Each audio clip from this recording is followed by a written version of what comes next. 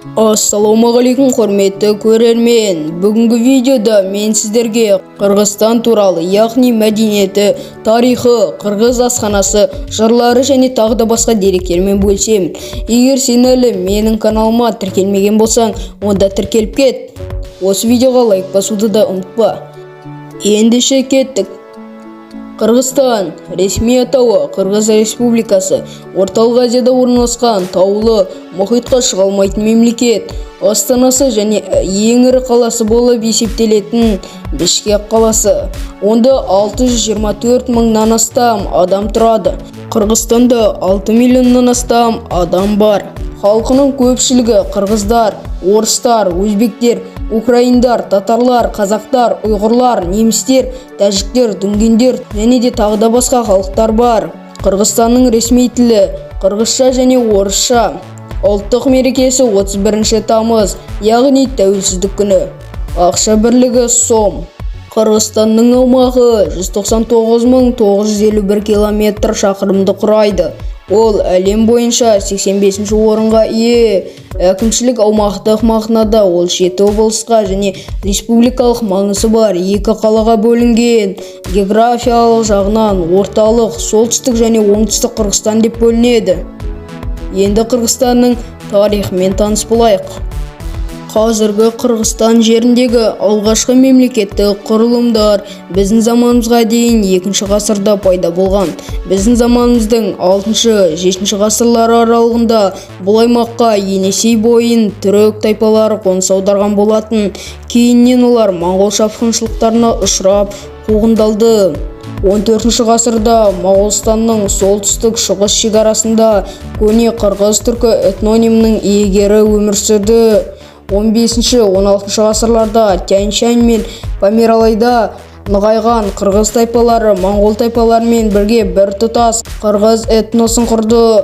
16-17 ғасырларда қырғыздар қазақтармен одақтасып Шайбани мемлекетіне және Ойрат хандығына қарсы шықты.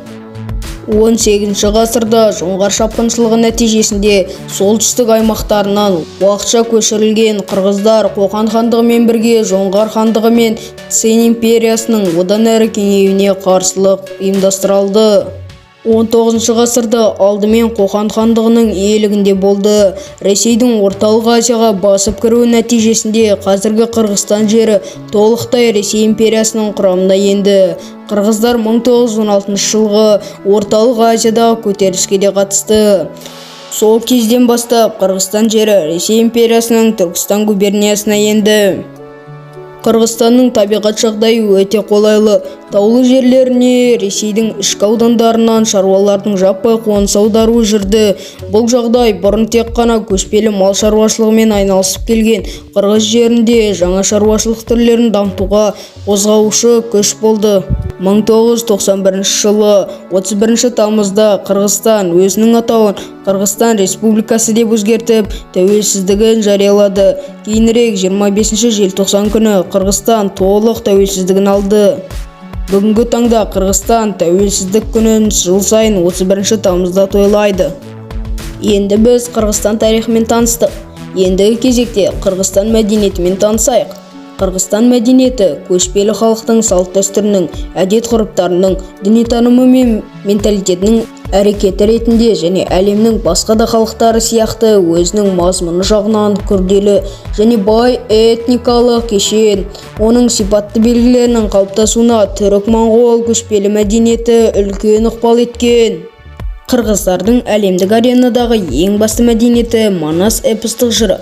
Бұл жыры ұрпақтан ұрпаққа арнайы адамдар, эпосты айтушылар, манашылар сақтап айтып береді. Эпос 1800 жылдары жазылды. Алғашқы толық нұсқасы 1920 жылдары жарық көрді. Жыр көптеген тілдерге аударылған, сондай-ақ жыр ЮНЕСКО қорғауына алынған. Қырғыз асханасы Орта Азия мәдениетінде ұлттық ерекшелігімен айқындалатын асхана. Бешбармақ, шұжық, қуырдақ, қымыз сияқты тағамдар қырғыздар үшін ұлттық тағам болып саналады. Қырғыздардың киімдері. Қырғыз киімінде көшпелі өмір салты, түрлі аймақтардың ерекшеліктері көрініс тапқан. Табиғи материалдар басым. жүн, киіз, былғары қатты маталар. Қазіргі кезде Қырғызстанда батыстың заманауи киімдерімен киінеді. Сонда да қырғыздардың әлі де киімдері сақталған. Ақ қалпақ қырғыздардың ертеден келе жатқан бас киімі. Ол жаңбырдан да, шыжыған күннің көзінен де қорғайды. Ер адамдар айыр қалпақтармен жұмысқа да, тойға да барған, жай күндері де киіп жүреді. Қалпақты сыйлық ретінде құрметті қонақтарға, оның ішінде шет елдіктерге және мерейтой иелеріне тарту етеді. Шапан халат түріндегі ерлер мен әйелдер киімі.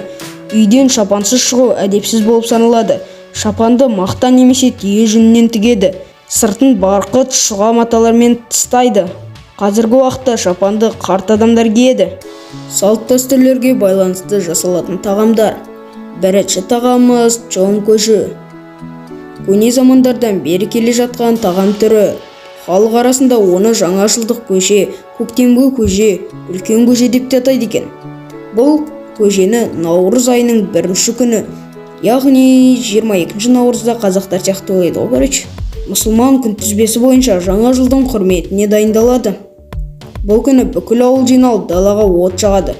Балалар осы оттан секіріп, ал үлкендер барлық жамандық аулақ кетсін, жаңа жыл келді, ескі жыл кетті деп айтады екен.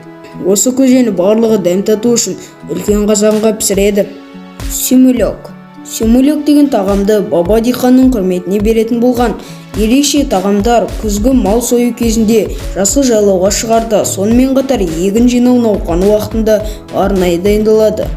Сүмелек адам иммундық жүйесін жоғарылататын тағам, ағзаны түрлі зиянды заттардан тазартады.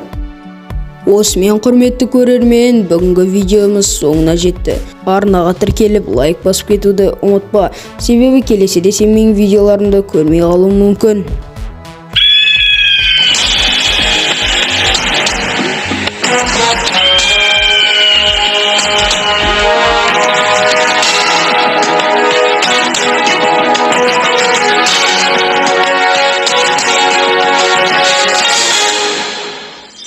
Қиын күнді бірге жеңген, қылымдардан бірге келген қырғыз қазақ. Қиын елден қас дұшманды қачырған, біз қанша таңды атырған, біз қазақ қырғыз батырданбыз.